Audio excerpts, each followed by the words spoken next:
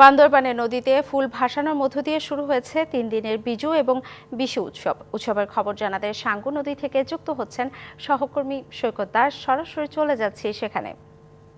সৈকত, বিজু উৎসবের বিস্তারিত জানান এবং সেখানকার মানুষের উচ্ছ্বাস আনন্দ কেমন দেখছেন জানাবেন। আজ থেকে বান্দরবান পার্বত্য জেলায় শুরু হয়েছে চাকমা এবং তঞ্চঙ্গিয়াদের বিজু ও বিশু উৎসব।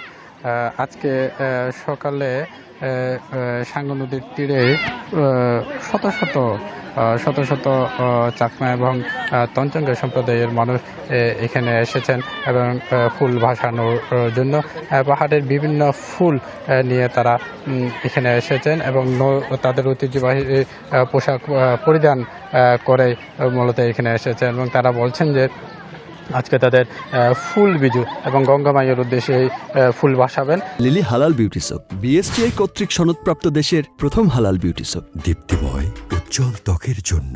এবং অনেকে এর মধ্যে ভাসিয়েছেন এবং আরেকটি বিষয় বলে রাখে, আগামীকাল হলো মূল বিজু এবং এর পরের দিন হলো নববর্ষ।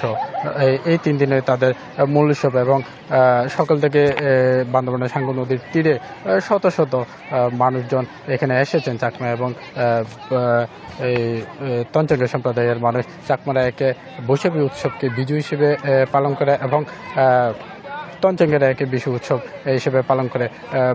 বান্দরবানের একমাত্র পার্বত্য জেলা যেখানে 13টি জাতি গোষ্ঠী বসবাস করে এবং প্রত্যেকে এই বৈশাখী উৎসবকে বিভিন্ন নামে ডাকে। এবং আমি আরেকটি বিষয় জানিয়ে রাখি যে এবং আগামীকাল শুরু হচ্ছে বান্দরবানের সাংগ্রাই উৎসব, মানমাদের সবচেয়ে বড় উৎসব সাংগ্রাই উৎসব এবং এটা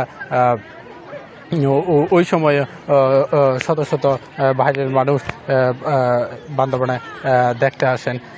এই ছিল আমার কাছে সর্বশেষ। সৈকত, ধন্যবাদ আপনাকে।